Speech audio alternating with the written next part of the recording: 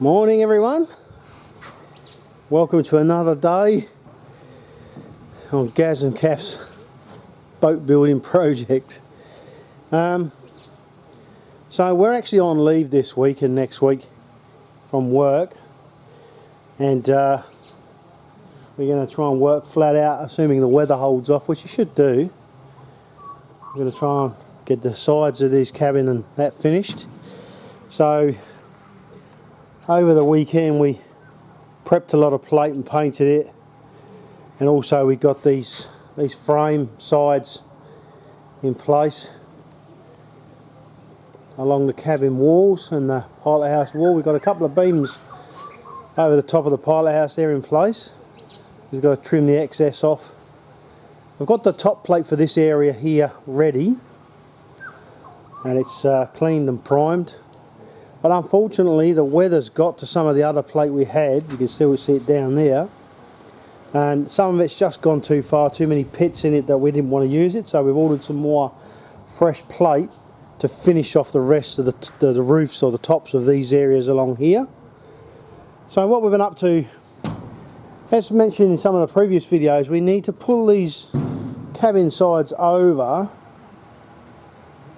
and get them at a nice gentle curvature that starts almost upright, about 5 degrees here, but then slopes further and further in as we get forward. So what we've done is we've cut out and positioned the very front plate of the cabin, which you can see there, and we've got that in place with much to-in and fro-in and measuring and angles, and as you can see, braces in place to hold it exactly where we need it, and we've started to pull the sides in. Now we found that trying to pull the sides in all at once really didn't work very well, and basically all we do is I've extended the frames a bit higher than they need to be. We can trim them off after, but we use these ratchet straps. You can see one down there and one up here on the deck. So we just clip those across the top of the frames and ratchet the sides in. But to make life a bit easier for us, the cabin sides are in several sections. So what we've done is broke the tacks between the very forward and mid sections, so as we can pull these sides in. And obviously there's still a lot to go. They're quite flexible, as you can see.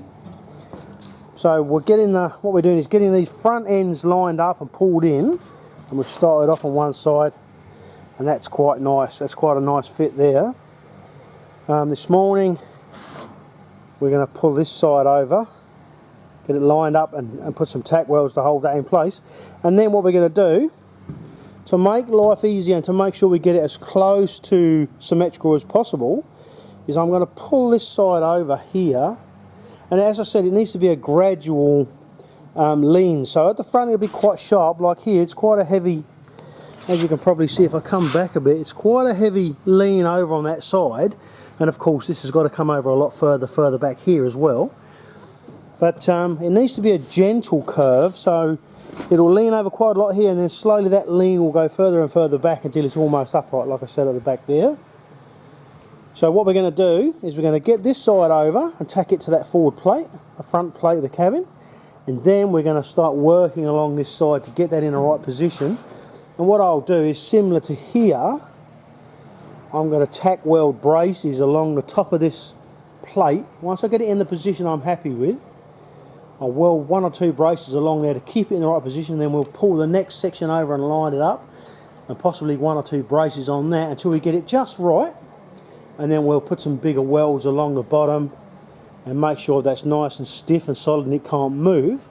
And then we'll use the straps across the top, and by having braces on that side, we'll be able to pull this side in with the ratchet straps, and that will allow this side to move over but not allow the other side to move that we've already fixed with braces.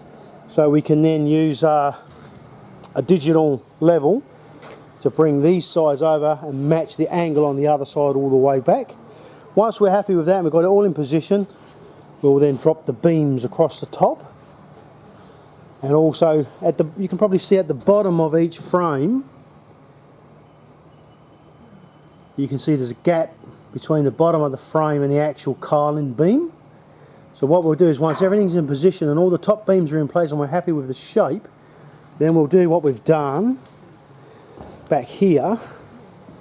You may be able to see it on that frame over there. You see, we then weld on the extra piece that then fixes the end of the frame to the carling, fixes it in place so it can't move anymore. So that's what we're going to do today.